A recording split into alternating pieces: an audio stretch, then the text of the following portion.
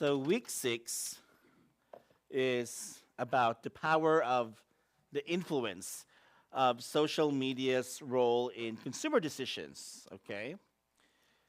Now, this is a fairly new topic in many consumer behavior classes because a consumer behavior class is more of like a psychology class. You know, we understand how consumers buy things or what pushes consumers to buy them, what motivates consumers to buy. And for a very long time, many academic research, it's always the price, the quality, the way it was presented, the presentation that motivates people to buy. Okay? But the number one motivation of consumer decision in buying products is the feeling that the product is a necessity, that it is a need. Now, because of the influx of social media, a lot of consumer decisions have changed. I mean, a lot of consumer behavior have changed. Um, the number one reason to buy the products is still the feeling that the product is a necessity. That is still the number one reason. But the motivation of price starts to become irrelevant. Do you understand what I mean? Because previously, if you go to if you go back to the 1960s, especially if you go back to the time of the American economic depression, which is in the 1950s after the war, price is a very big factor when you buy things. Expensive products are no. Cheap products, yes. Expensive products, but can last long, or expensive products that you can use many times over and over and over again, yes. Cheap products that easily breaks, no. Okay, so the quality also matters. But now, the the presence of social media influencers have changed the narrative and have influenced the behavior and the mindset of many consumers. Correct? An Hermes bag would cost you $35,000. $35,000. That's like a SUV car, right? RAV4 is 34. It's more expensive than RAV4. But why do people still buy it?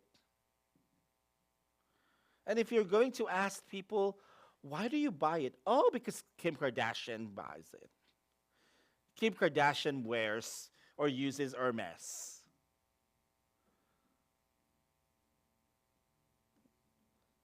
So now, with the presence of social media influencers, we tend to buy products because we are hoping to become one of these social media influencers. People love to travel, right? Right. But do people love to travel because they want to experience places and culture and things? Hmm? Before social media, people love to travel because they want to see places. They want to experience culture. They want to experience something new that is not usual to them. But with the influx of social media, people want to travel because they want to post on their Facebook new pictures. Pictures of places that they have been. Now tell me, anyone here who has a friend who takes a picture of the food before they eat it. You have a friend like that? Huh? Why? Why do you need to take a picture of the food before you're going to eat it? Hmm? So that you can post that I am eating this and I am eating that. Did you really eat in that restaurant because you think the price is good? Did you really eat in that restaurant because you think the food is delicious? Do you really eat in that restaurant because you think um, you want to experience it? Or do you just eat in that restaurant because you want to post on social media? Hmm?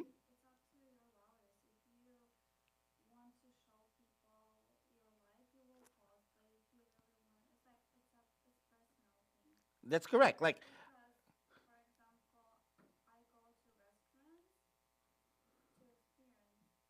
you go to the restaurants to eat and experience the food, right? But some people, they go to these restaurants and they don't care about the price. They don't care about the price of the food just because, apart from experiencing it, they want to take a picture of the food, they want to take a picture of the restaurant, and they want to post it on their social media. Why? That is how social media influencers are now affecting the behavior of the people when it comes to choosing what to buy and where to buy. Okay? So let's proceed. Now, understanding the group dynamics in digital age. Number one, social media platforms have transformed group dynamics. They foster online communities where individuals connect, share, share ideas, and influence each other's behavior. See?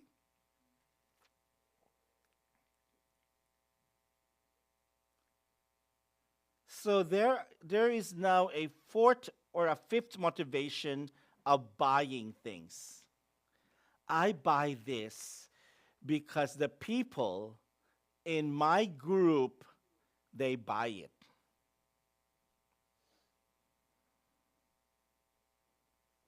Not because it's cheap, not because the product is of good quality, not because the product is nice, not because the product is well presented, but because the people in my social network,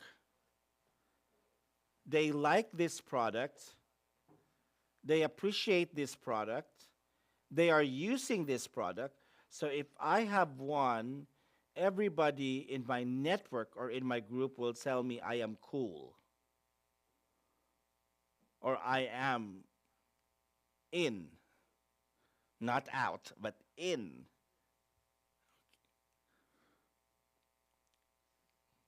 It's the same thing with iPhones. See? Do you know how iPhones market?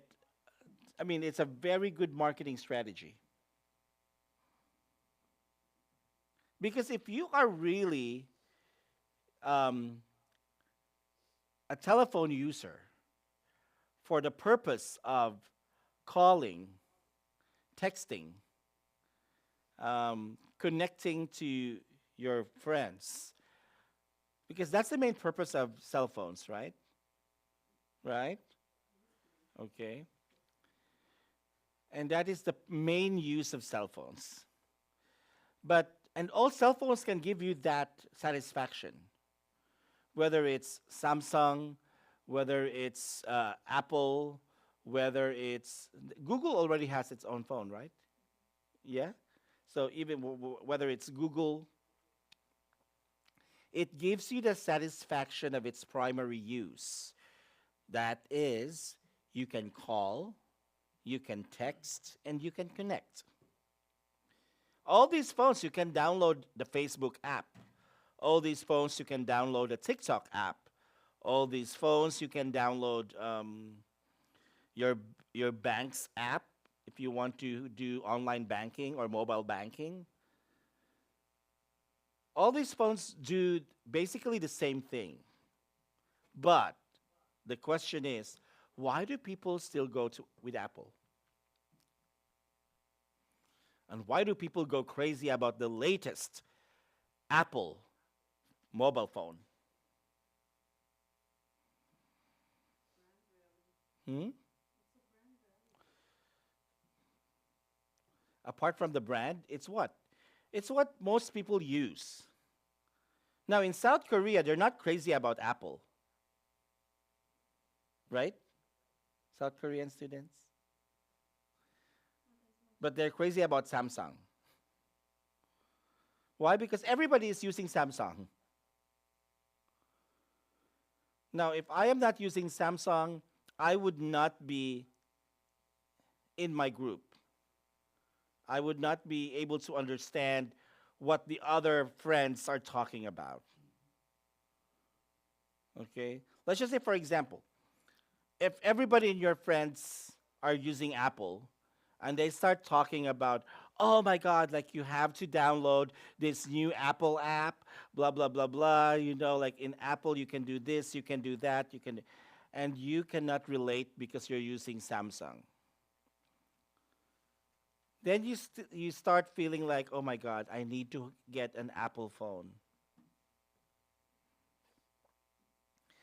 So in South Korea, it's like that. Most of them are using Samsung, so Apple users cannot relate to their friends who are using Samsung. And there's a Samsung phone that's really nice. Like you can project what is from your screen. Have you heard about that new phone?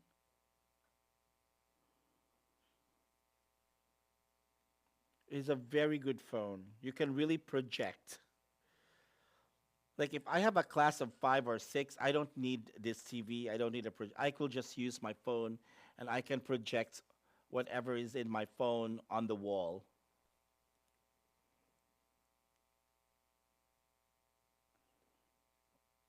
So the group dynamics involved people influencing each other. Okay.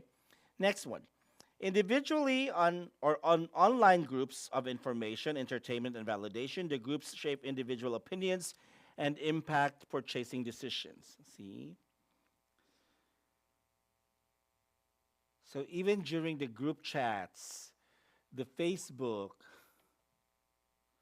Why is your Facebook like that? I don't know, but this is how Facebook appears in Huawei. You know what Huawei? That's a mobile phone from China. And because in China um, they don't support Facebook. If you are a teenager or a young adult in China, you don't have Facebook because Facebook is banned in China.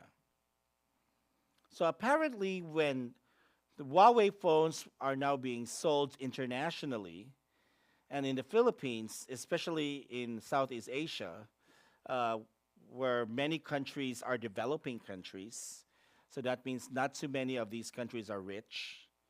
So the young generation who felt the need that they should have mobile phones or smartphones because their friends have smartphones, if they cannot afford Samsung or iPhone, they go for Huawei, a Chinese brand, which is cheaper. But then they also feel the pressure that they need to change their Huawei to iPhone because some apps that are available in iPhone cannot be downloaded in Huawei. So see, there's a pressure because of these social media influences. Now, so the evolution of social media influence. Okay, early social media platform facilitated the spread of information and ideas, but influence was primarily driven by celebrities and established figures. Right? Correct? Okay. So people, of course, like if I am a nobody, and I would post in my social media, I'm using my iPhone 16, blah blah blah. Here's the pictures of my iPhone 16, and then my iPhone 16, and then if I don't have people liking me, if I don't have followers, why would they want to buy iPhone 16? But What's that mobile phone in Korea that flips open? The Samsung? Huh?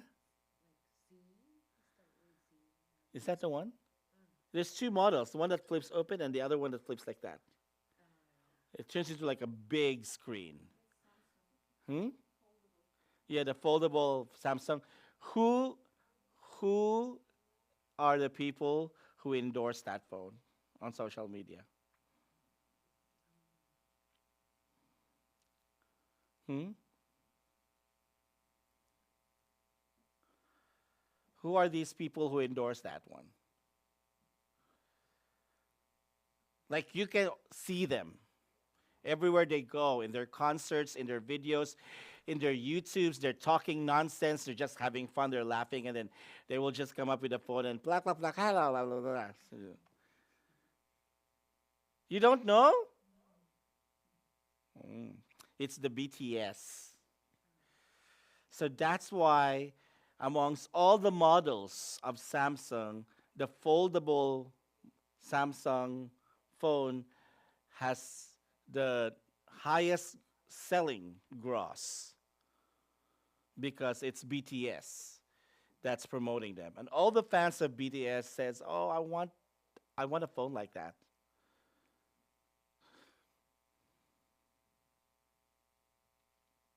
Why do these expensive I'm going to show you for example here.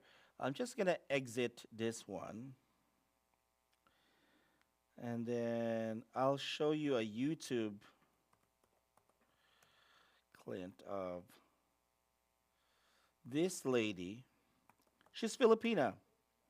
Now every Filipino is crazy about her and every Filipino wants to buy what she's wearing.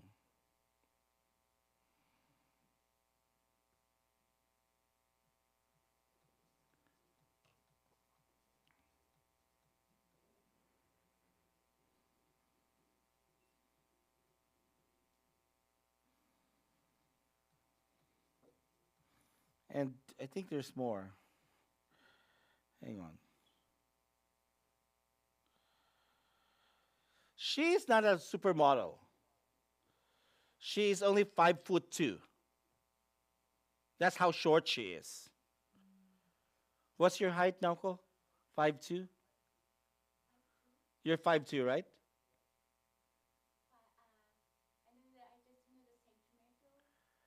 What's 155 centimeters or 60?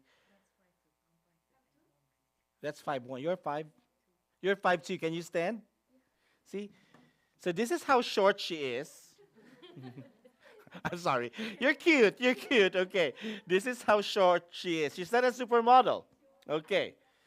She's not even a very popular actress. She's a wife of a senator in the Philippines. But at the age of 40, she looks that pretty.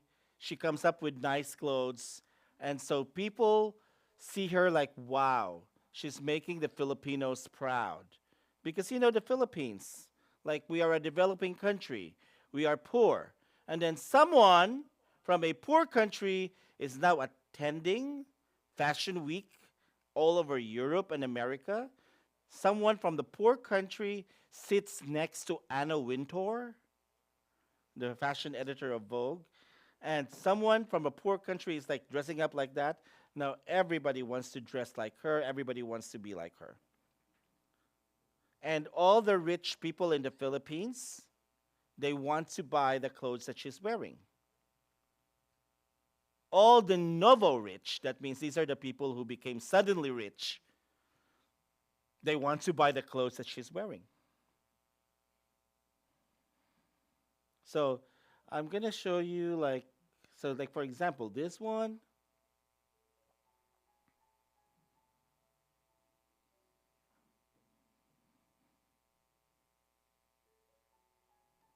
See, like, well, everyone is at the back, she is at the front sitting. So what makes her so special? Of course, she gets invited because she buys their clothes.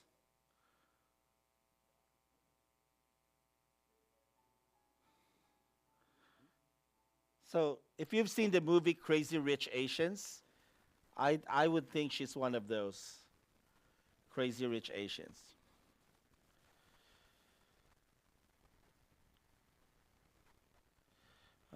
When was it? There's a lot of, and she always says hi to everybody. Like she walks in the streets like a normal person in those outfits, and she says hi to everybody. When everybody, someone asks her to take a picture, she would say, "Okay, you can take a picture of me, even if they don't know her."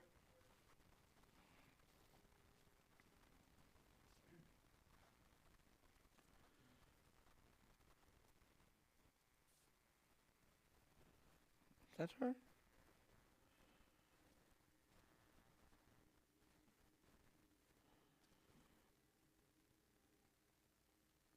Okay.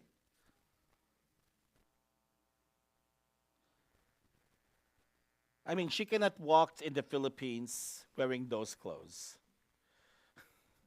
But of course, if she's just walking in Paris or in Spain, in Madrid, or in wearing those clothes, no one would care, right? People will just admire that people will admire her and people will take picture of her. If she's gonna walk in the Philippines in those clothes, she will not last 5 minutes. She will be kidnapped, or or gunman will be asking for her bag and jewelry. So now, because of that, she's a very big influencer. Okay? In the same way, Kim Kardashian became a very good influencer too. And she used her connections with Paris Hilton to be able to become a very good influencer. So that's how social media evolved, because people, I would say people, before social media, what was it? What was the basis for we call social media uh, consumer behavior influencing? Huh? It was, what is it? Television? Before television, way before. Radio? No, people don't see anything on radio. What is it? The oldest form of consumer behavior influencing, wherein you get celebrities. Hmm? No, not advertising. Magazines. Magazines and newspaper are the earliest form of consumer behavior influencing. You look at the magazine, you see your favorite movie star, okay, wearing Valentino, right? She looks beautiful, of course. Like, I'm going to show you again. I'm going to share with you an example again.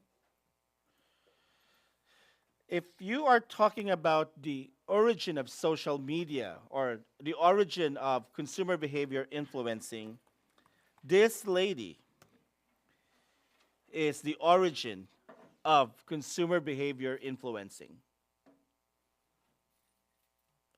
Whatever she wears, whatever style she's caught on camera wearing, becomes very successful.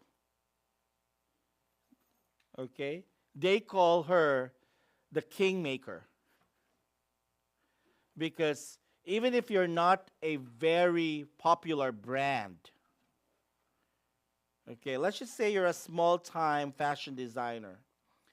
If she likes your clothes, she will buy it, she will wear it. She's the type of person who doesn't care what she wears. But because she's just so pretty and she's just so elegant, that whatever she wears looks beautiful. And when people will see her in the magazine, when people will see her in the newspaper, they will start asking questions. What is she wearing? Who is she wearing? And then they will start buying. They will start going to that designer to buy what she's wearing. So for example, I'll show you a lot of pictures of her.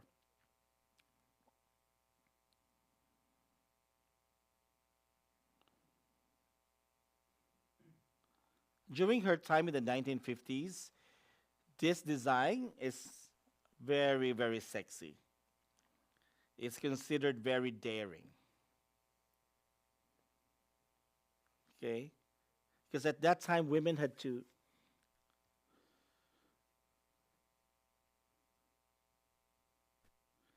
You can see that she's very pretty. Uh, I see. This what made Lanvin a very popular brand.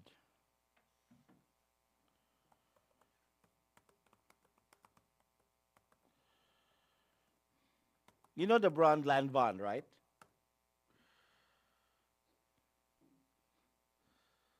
See, they even made a Barbie of her wearing that Lanvin dress.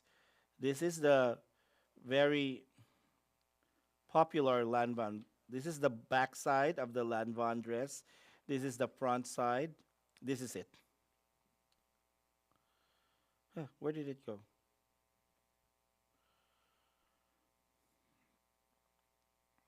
Okay. It's a very simple dress. And Lanvin wasn't a very popular brand at that time. A small time fashion designer. She wore it. The next thing you know, baba, Lanvin gets an order from different people. I want that dress. I want that dress. I want that dress. Okay?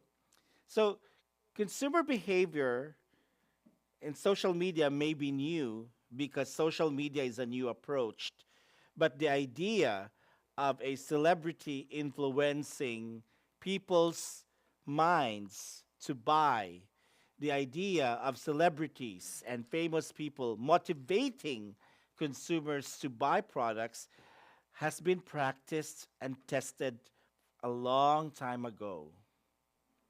Okay?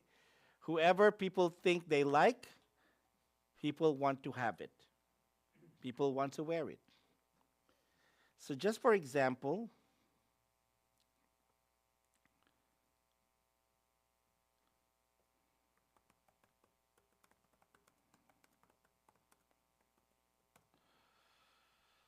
so this dress.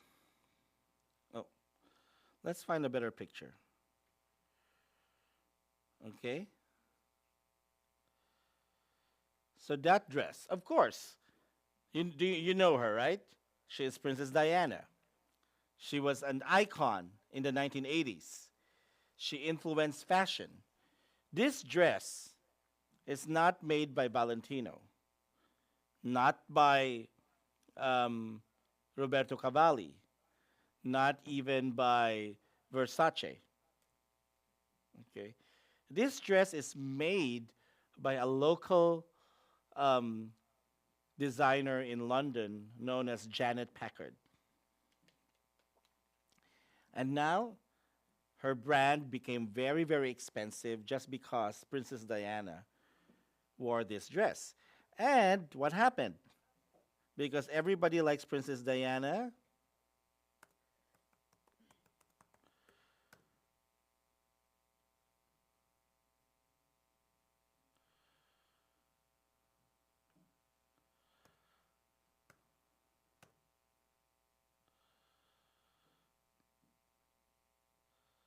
this white dress has been imitated by many people.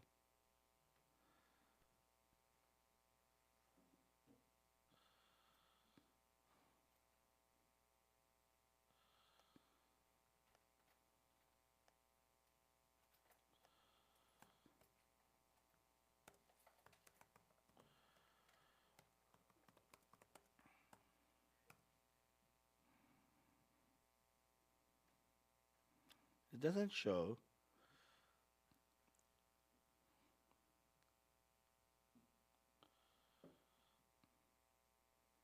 Let's go to knockoffs of.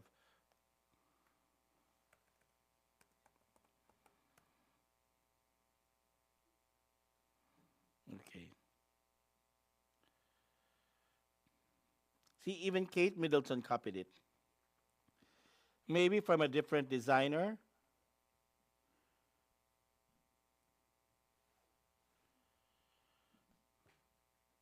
but she copied the style. She was influenced by her mother-in-law, right? Yeah, mother-in-law, because she's the mother of her husband. So even the style of the hat, you know, so in, influencing. So now let's go back.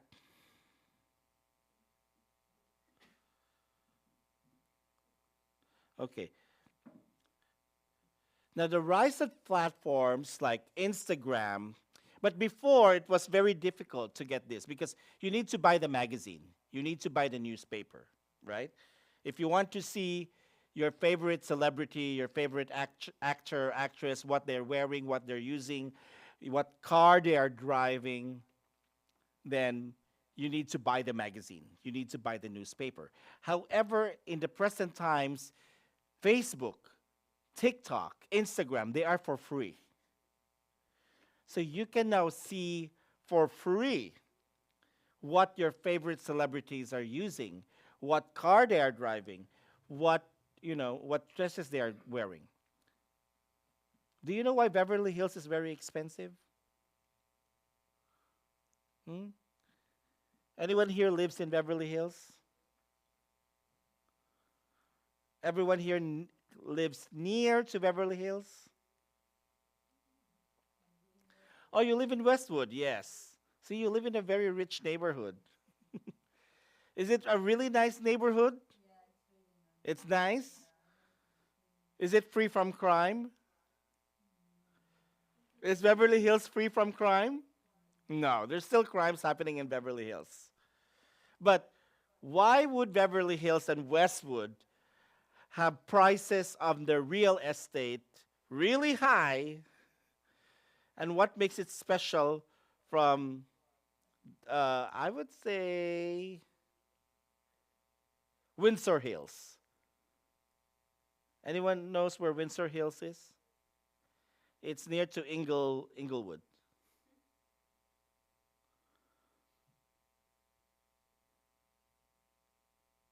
You don't know? Windsor Hills is also a nice neighborhood. Very nice neighborhood. But of course, the prices of the real estate in Windsor Hills are cheaper just because it's near to Inglewood. But most of all, the prices of real estate in Windsor Hills is cheaper because no celebrity has posted that, oh, I live in Windsor Hills and this is my home, this is my neighborhood. Nobody. But if you're going to look at your celebrity idols, okay, the celebrities that you like, when they take a picture of their houses and their neighborhood, where is it usually?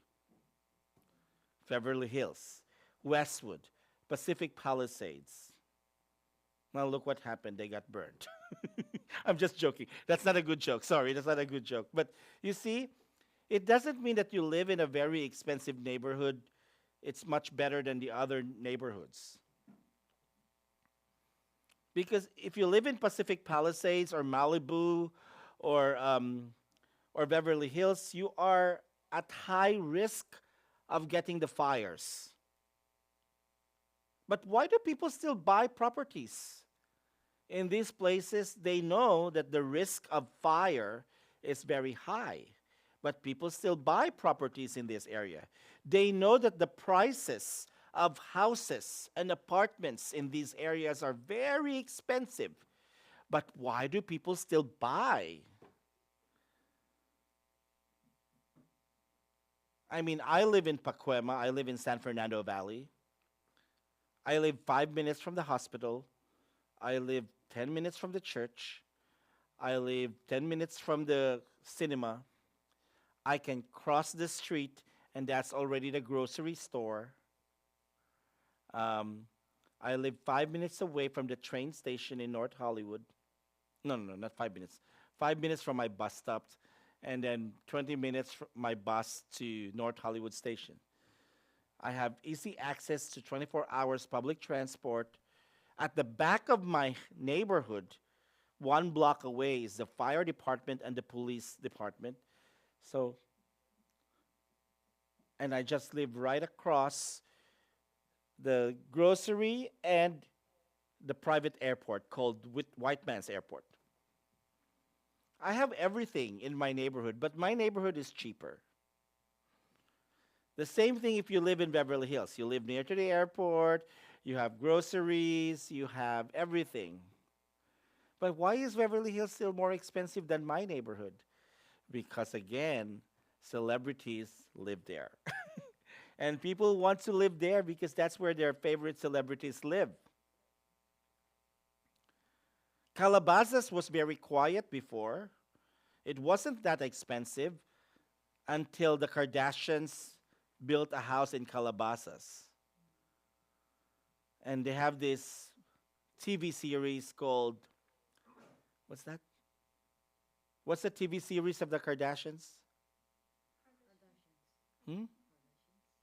Just Kardashians? Not keeping up with the Kardashians, like just Kardashians. So see, they have this TV series called Kardashians, and it features their beautiful mansion in Calabasas. And because of that, the prices in Calabasas are now rising. They're becoming more expensive.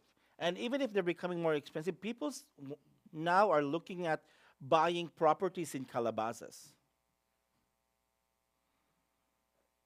because of a celebrity influence.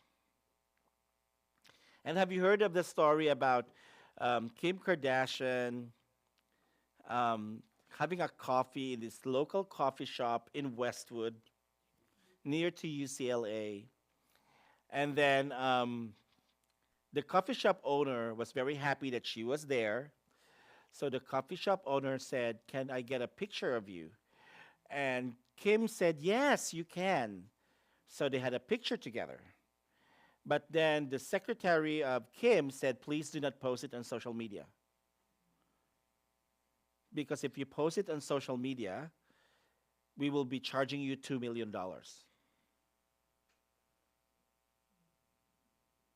$2 million if he will post it on social media. Why? Hmm? Hmm? No, because that is true. That can be a very good publicity and advertising for his coffee shop. If he's going to post in his social media, Kim Kardashian is having coffee at my coffee shop. And then he's gonna tag, you know, like like in Facebook and Instagram, you can add the location and you put in the location the name of your coffee shop. What do you think will happen next? Hmm? People will start going to that coffee shop. People will start having coffee. Oh, I have coffee here. This is where Kim Kardashian had coffee. So that means his coffee shop will have a lot of customers because Kim Kardashian had coffee there. That's why the secretary of Kim Kardashian said, "You do not want to post it on your social media unless you're willing to pay $2 million to Kim." If I am the owner of the coffee shop, I think I will pay $2 million because I believe that my coffee shop will earn more than $2 million because I can increase the prices of my coffee shop products, and I know people will still go there and have coffee there because Kim Kardashian had coffee in there. Okay, that's how influential. So now let's look at the key types of social media influencers. There's the macro influencers, which are the big influencers. Okay, we're talking like Kim Kardashian level. Okay, there's the mid-tier influencers. They have a moderate following, like 100,000 to 1 million, typically focus on specific like niches and have strong engagement. So who are these like mid? Do you have any social media? I don't know any social media icons.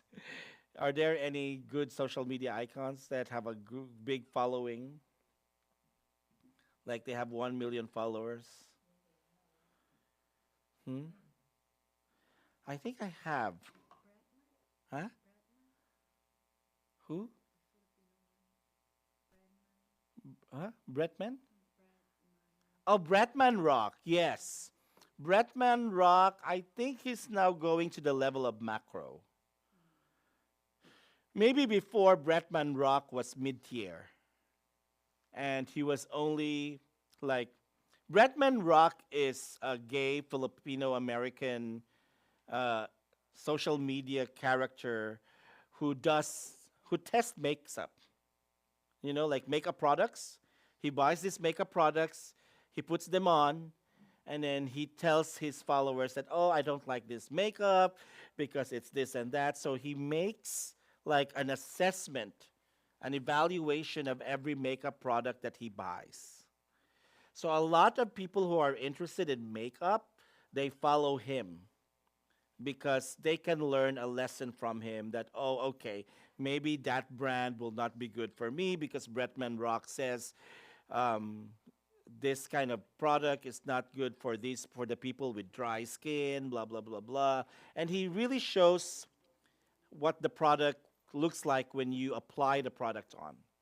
But now Bretman Rock, I think he is already from mid-tier, he has gone to macro because he has more than 1 million followers. And now he has his own brand of makeup. So he's no longer buying makeup brands and testing it and showing it to the people or to his followers. He now has his own brand of makeup. He now owns a makeup brand. So I think he's now on the macro level. Um, then we have the micro influencers who have smaller following, like 10,000 to 100,000. So that's me,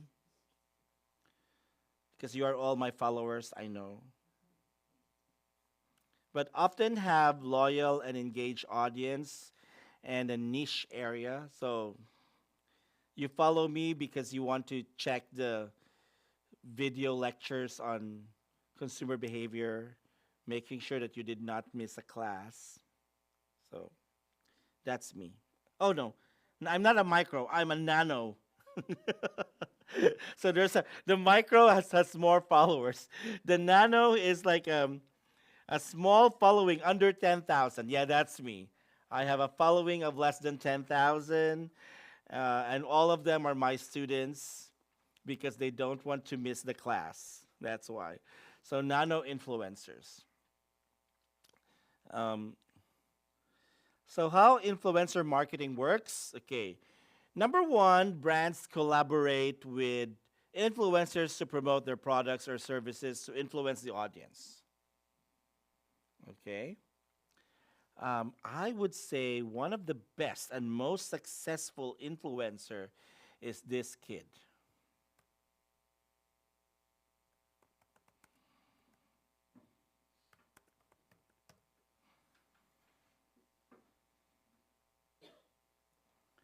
Okay. So 5 years ago, the parents of this kid did not even expect that they would become millionaires. Okay? Probably they just love their son so much that they buy their son toys. And then they take videos of the toys that their son uses.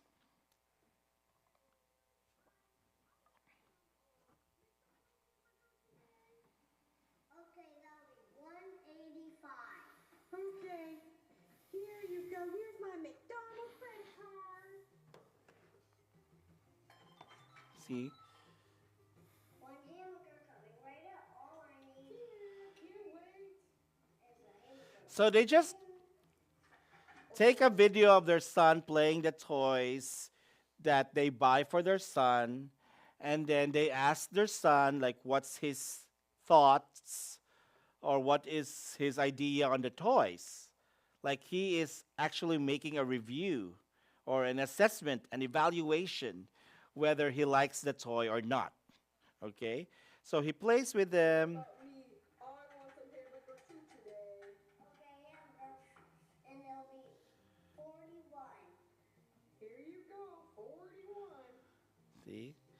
And because of that, Ryan has a very big following from children. Okay, kids like to watch his videos because it's all about toys. And the kids like because he will tell you that, oh, I did not like playing with this toy because this toy is bad. Oh, I enjoyed playing with this toy. I love this toy. Now, you know, children, once they see something on YouTube, once they see something on social media, what will they do? Hmm? They will go to their parents and they will say, Mom, Mom, Dad, I want you to buy me this toy. This is nice. Ryan said it's nice. So now the brands of the toys notice that their sales are growing up. They're selling a lot of toys because children saw those toys from Ryan's YouTube videos. And so now what happened? These toy companies, they start to pay millions of dollars to the parents so that Ryan will play with their toys and Ryan will video while he was playing with their toys and Ryan will give a comment. Look at the following of Ryan. 38.8 million subscribers. So his parents are getting money not only from the toy companies that want Ryan to play with the toys and they take video. His parents are also getting money from YouTube, from the video subscription in YouTube. And you know, when you watch these Ryan's toy review, they will have, you know, these ads. Before you watch the toy review, there's an advertisement. Each advertisement pays the YouTube channel this amount of money. Okay? 60% goes to YouTube, 40% goes to the creator of that YouTube channel. So his parents are earning a lot, not only from YouTube, but also from the toy companies that wanted Ryan to play with the toys and take a video.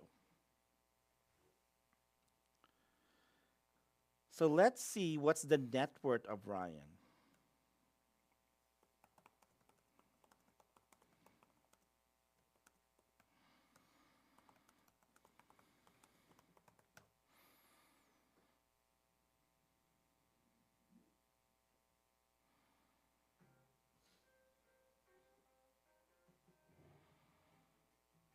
We bring you the answers to all your questions. Be better than others. Enjoy the benefits of knowledge. Accept the answers from us. Ryan's world net worth $120 million. Dollars. The little kid has an estimated net worth of around 100. Who would have thought that taking a video of your son playing with toys and posting it on YouTube can earn you $120 million? Dollars?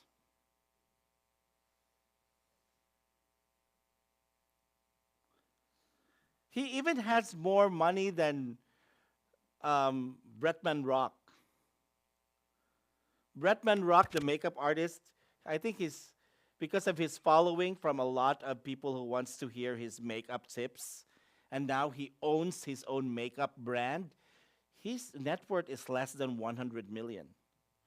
But this kid, Ryan, is only 9 years old. From his different YouTube channels and other ventures created by the fame he has. His content is mainly him playing with toys and reviewing toys for kids. Our mission is to provide accurate answers. We think without knowledge, it is impossible to live a balanced life. Be competent, be skillful.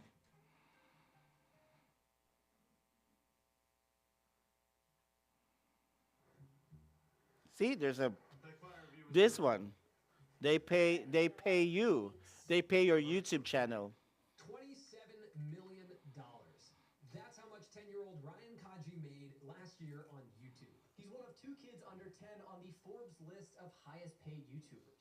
Today, we're going to be peeling back the curtain on the wildly lucrative world of YouTube kids. How many kids you got? You got kids? I got kids. You got kids? I don't got kids. You guys know Samir has kids? Colin and Samir, Whether you make kids content or they have not, 1.5 million followers. So they are basically because whenever you upload, check out micro is this video made for kids? micro And we assume influencers. our videos are not made for kids. I didn't really think about it. I was just like, yeah, we don't make videos for kids. But they're not made for kids. Right, you know? Yeah. And a lot of kids watch YouTube. So by checking that box, are we keeping ourselves from millions of views?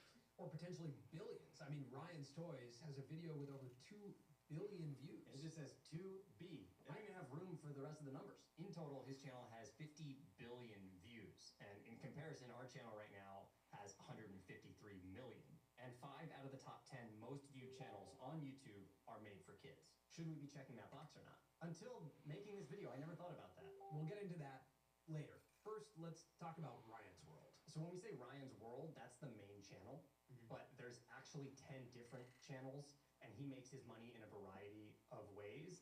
He does brand partnerships. He has a licensing deal with toys that can be bought at Walmart, merchandise. He is on traditional TV networks like Nickelodeon. He's everywhere. Where did Ryan even come from? So he grew up in Houston, Texas. Okay. At 3.5 years old, he uploads his first YouTube video, or his parents do. He uploads it, or his parents take a video of him opening toys. And that's his first video. They realize it's fun, and I think they keep it up. They allot a $20 production budget to buy toys each week. They keep uploading, and they experience very quick growth. Their first payment from YouTube AdSense was $150. Wow. And so they, it was a small amount. They kept their jobs. You see, their first money from YouTube was only 150. Egg surprise video, which is the one we talked about that now has 2 billion views. And his family has started a production company. Parents have quit their job. This is their full-time job now. And he has 30 employees.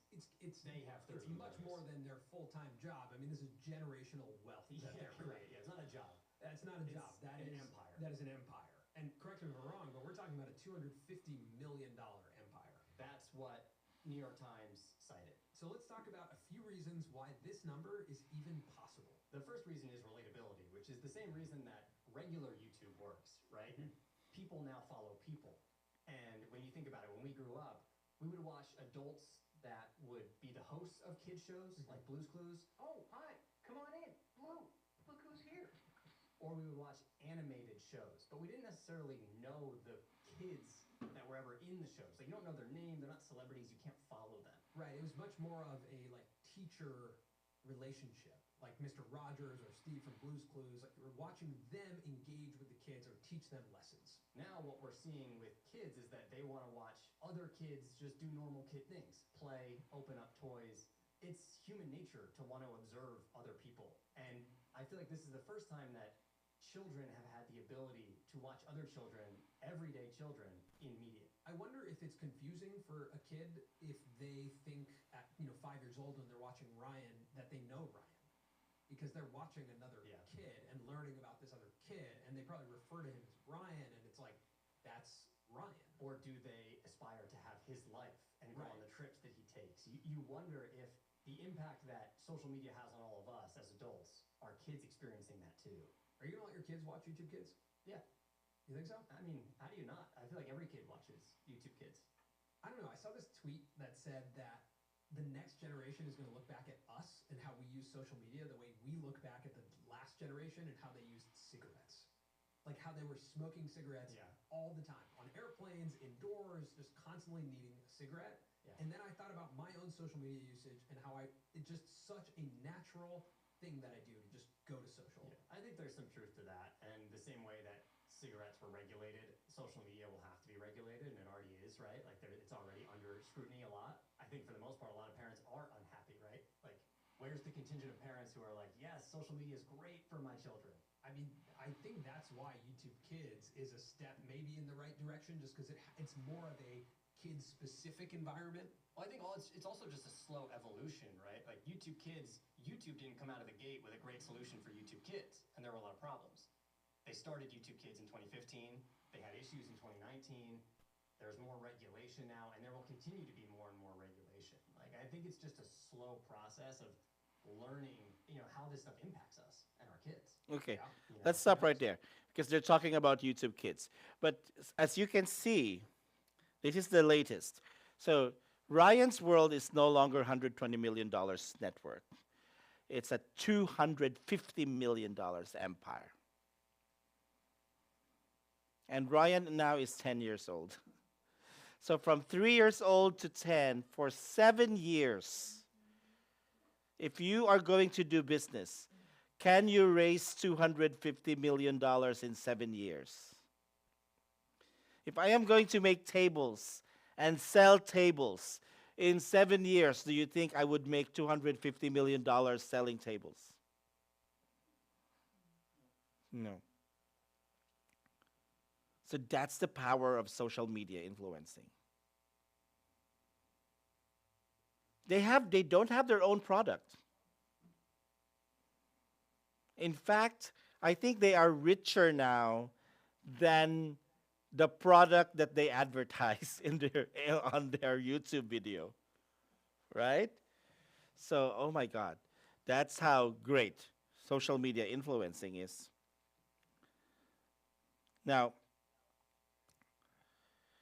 okay, case study. This will be your homework. Have you heard about the Fire Festival? Let's do this one so that you can see clearly. So have you heard about the Fire Festival? It was a disastrous music event and was heavily promoted by social media influencers. The festival was marketed as a luxurious experience fueled by influencers' glamorous photos and posts. The event ultimately failed, exposing the potential dangers of unchecked influence and social media manipulation. Anybody who have heard of Fire Festival? Yes? So there was this social media influencers. There was this organizer, an event organizer. He said he's going to organize the Fire Festival.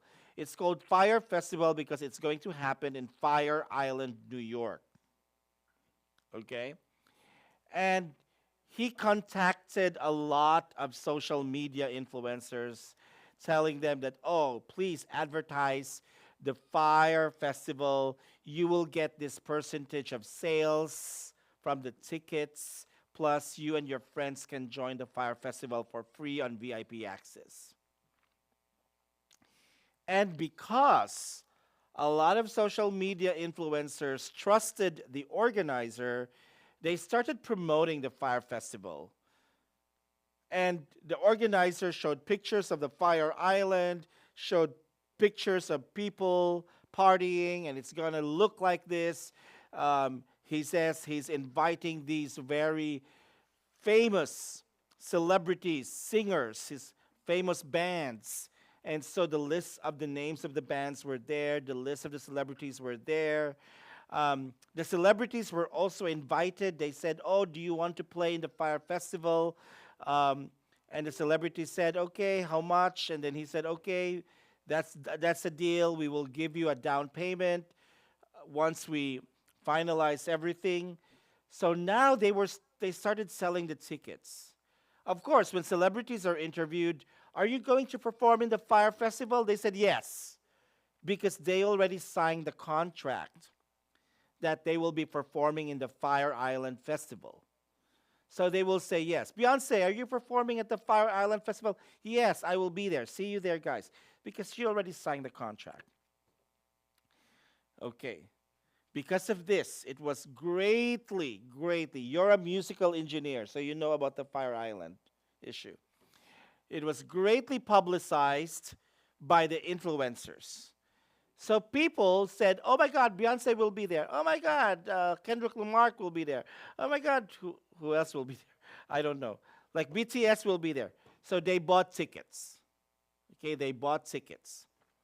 They did not even check who the organizer is. They did not even check who they are buying tickets from on the website. But they said, because my influencer, the one that I follow on YouTube, this girl named G1 who is a party girl. She goes to the different clubs, you know. Maybe you can do that. You can go clubbing in LA and then you take a video of the clubs and you make an assessment. I like this club because of the music. Oh, I don't like this club. Okay. So the influencers are doing that. Um, that Fire Island Festival reached a sales of $78 million. That's those already the paid tickets. Paid tickets. We're not talking about the tickets that are promised to be paid. You know, like some people they will buy in bulk, like in big amount. Some people will say, "Oh, I will buy 100 tickets. I will issue you a check. I will buy 100 tickets." Okay. So those the $78 million sales, it was just cash sales. And then all of a sudden the day came, there was no festival. The celebrities were asked, "Oh, we thought you're going to perform." And they said, "Yeah, we signed the contract, but of course, it's in our contract that if there is no down payment, we will not go and perform." We never received the down payment. So we thought the festival was canceled. The social media influencers, they were being questioned by their fans. What happened? And then they said, "Oh, we did not even receive the 5%, sales promised to us. We thought that it's going to happen." Me and my friends too, we went there. We went to Fire Island. When we got to Fire Island, there was no event. Nothing.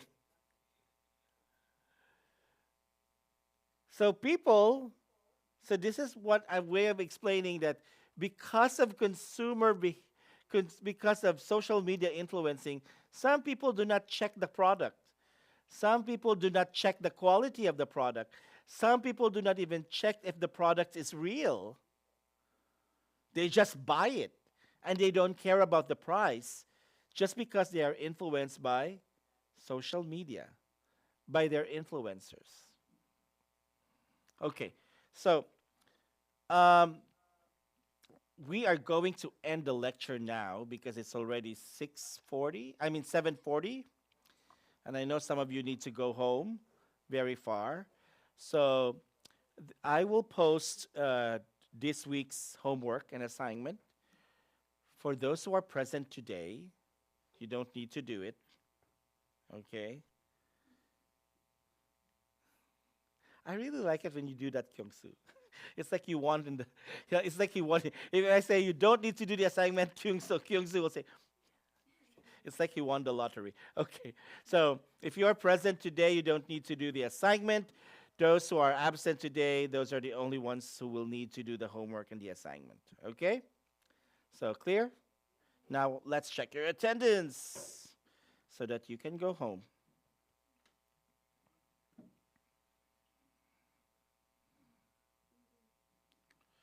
I'll do the BABA first.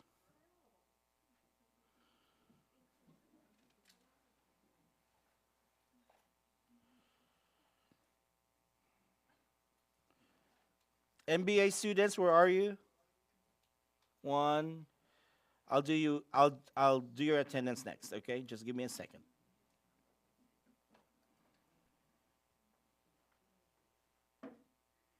Alexandra? Stepanova? Okay. Alina? Anna Shatova? Asel? Ayumi? Carolina? Cheong O? Cheong Moon? Oh, what did I mark? Sorry. Oh my God. Diane Lee? Diane Kim? Dokyo Lee? Do-young Kim? Do-young Kim? Not here.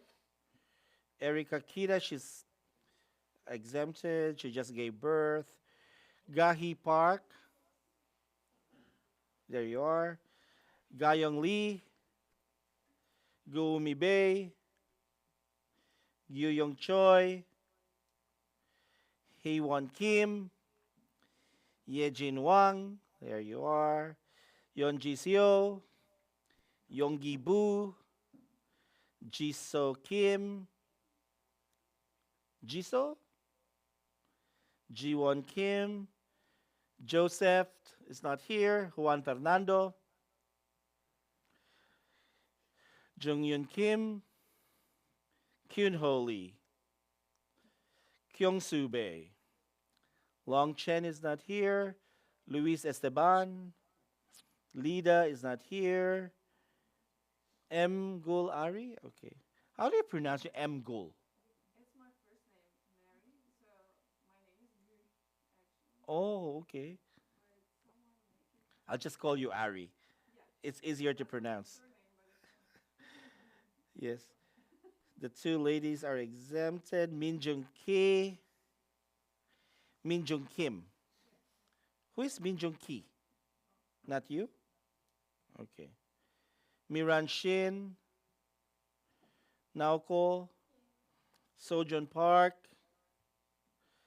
Soyun Seok, So Yang Cho, So Yun Wang, So Yang John. Oh, this one is exempted. She asked permission. Won Kyung No, Yoni Kim, Yonji Lee. Oh, Yonji is absent today. Yerim Jung, Yubin Lee, Yon Hee Kim. Okay. Next, let's do the MBA.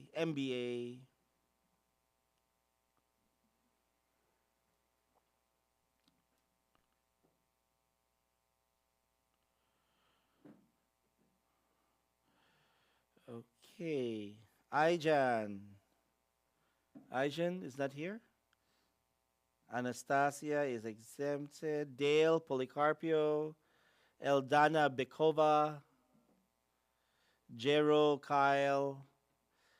Haina Han. Medina. Rehan Oflas. And Yongjin Han. Okay. Only one is absent. Thank you very much. I'll see you next week, okay? Don't worry about the homework. Jiro, sabay na tayo ha. Hintayin mo lang ako.